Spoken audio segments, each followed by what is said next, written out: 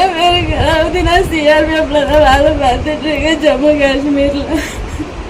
என் ஊர் பொண்ணு பக்கத்தில் நாராயணபுரம் கிராமம். எங்கள் வீட்டில் நானு, எங்கள் அப்பா, எங்கள் அண்ணன், எங்கள் அம்மா. எங்கள் அம்மா 24ஆம் தேதி சாயங்காலம் 3:30 மணிக்கு மாடு மேய்க்க போகும்போது யாரோ போட்டு உடச்சி மொத்த நகை எடுத்துகிட்டு போயிட்டேன். என் கல்யாணத்துக்காக சேர்த்து வச்சேன் நகை. 5 மணி ரிட்டன் வந்து பார்க்கும்போது மொத்தம் போட்டு உடச்சிட்டு சாமான்லாம் எடுத்துகிட்டு போயிட்டேன் நகை எல்லாத்தையும்.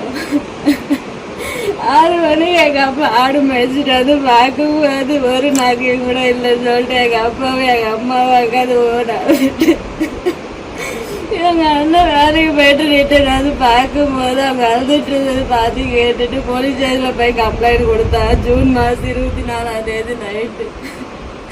மறுநாள் 25ஆம் தேதி சிஎம் பந்தோபஸ்து சொல்லிட்டு யாரும் வந்து எதுவும் பண்ணவே இல்லை. 12:30 மணிக்கு தான் ஃபிங்கர் பிரிண்ட்டுக்காரங்கெல்லாம் வந்து ஃபிங்கர் பிரிண்ட் எடுத்துட்டு போனாங்க.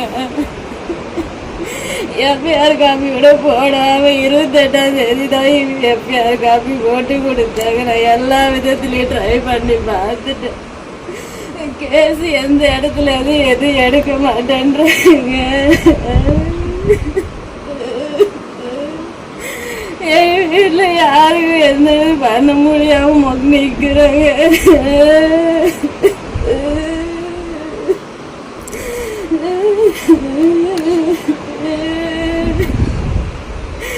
என் கல்யாணத்துக்காக சேர்த்து வச்ச மொத்தம் நான் 22 சவரன் நகையை பட்டு புடவை காசு 50,000 எடுத்துட்டு போயிட்டாங்க.